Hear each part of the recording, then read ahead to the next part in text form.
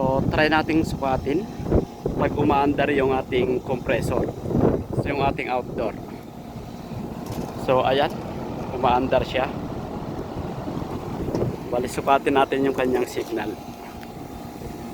So bali iset natin sa DC yung ating digital multimeter. So ayan. So yung black probe lagay natin sa E. So ayan. Tsaka yung red lagay natin sa Q. So tignan natin. So ayan. Yan yung kanyang nare-reading. Bali nagpa-fluctuate siya.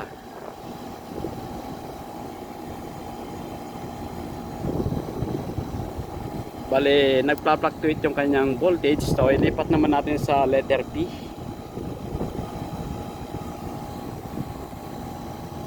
So yan, same. Bali pag normal operation siya, nagpa-fluctuate yung kanyang signal. So normal lang yan mga kamaster.